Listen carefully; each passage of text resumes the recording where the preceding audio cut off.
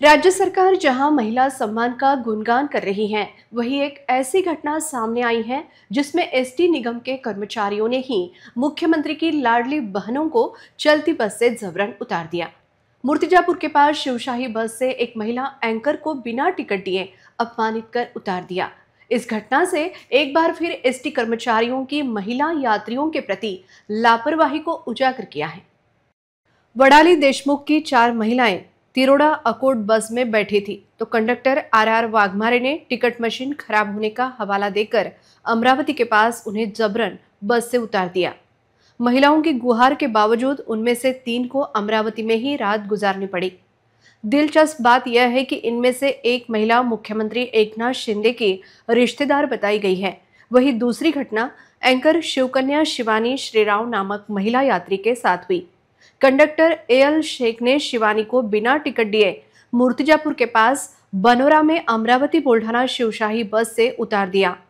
अभद्रता से व्यवहार कर अन्य यात्रियों के समक्ष अपमानित किया।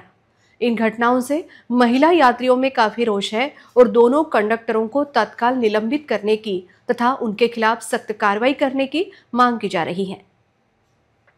आता मी गेल्या थोड्या वेळ आधी अमरावतीवरून मूर्तिजापूरसाठी आम्ही बसली।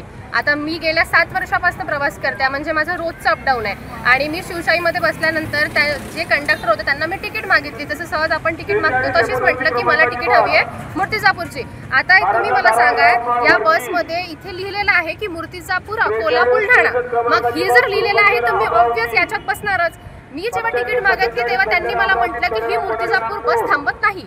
मग मी त्याला जेव्हा विचारलं की बा का नाही थांबत, तिथं तर लिहिलं आहे, तर म्हणे वो पाटी पे मत जाओ बोले आप। बरं ठीक आहे, मी तरी पण त्यांचं सहन केलं आणि 17 रुपये देऊन मी तिकीट काढली बडनेरापर्यंत। अमरावतीवरून बडनेरा तिकीट काढली आणि मग मी उतरून गेली। जेव्हा मी ती पाटी पाहायसाठी रिटर्न गेली की मला वाटलं की कदाचित त्यांचं खरंच बरोबर असेल, माझी चुकी असेल, पण ती माझी चुकी नव्हती।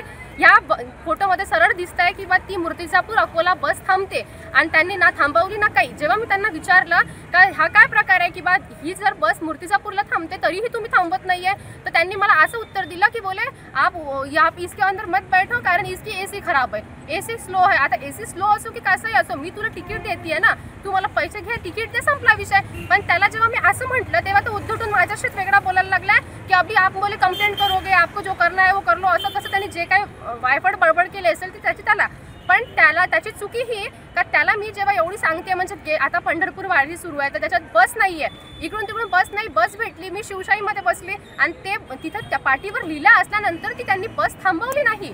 आणि त्यांना जेव्हा मी म्हटलं की मग वरून त्याला मी म्हटलं की मग कंप्लेंट करेल तो आपको करना है वो करो, असं तसं त्यांनी म्हटलं आणि माझ्या मागे 4-5 वेळा असा फिरला की बा त्या बसचा फोटो काढू नको। आता जर मी आवाज उचलायचा असेल, माझ्याजवळ जर काही प्रूफ नसेल, तर तुम्ही सगळे कसे माझ्यावर विश्वास कराल। मी जेव्हा फोटो काढला तेव्हा त्यांनी मला फोटोसाठी अडवलं आणि 3 वेळा माझ्या मागे पुढे फिरला याच्यासाठी की बा आप कंप्लेंट मत करू। पण हा असा सगळा प्रकार झाला। आता तुम्ही सांगा, लाडक्या बहिणीची मी तिकीट घेतली की बा मी अर्धी तिकीट दिली लाडक्या बहीण असल्या कारणाने, आणि ते लोक असं म्हणतात की लाडक्या बहिणीचा असा म्हणजे तो छळ झाला, तर छळच म्हणता येईल याला। तुम्ही मला सांगा, हा अन्याय झाला ना। म्हणजे आम्ही तुम्हाला अर्धी तिकीट देऊन म्हणजे आमचा सन्मान करताय आणि ते बस थांबवत नाही, मग आता याला काय जबाबदार कोण? आता त्याच्यावर तर कारवाई झालीच पाहिजे, कारण त्याने एक तर त्याची चुकी, 2 ते माझ्याशी रूटली बोलले आणि 3 की बा हा लाडक्या बहिणीचा अपमान है सरासर। अगर मुख्यमंत्री की बहन सुरक्षित नहीं है तो आम महिलाएं क्या करेंगी, यह सवाल इस समय जनता पूछ रही है।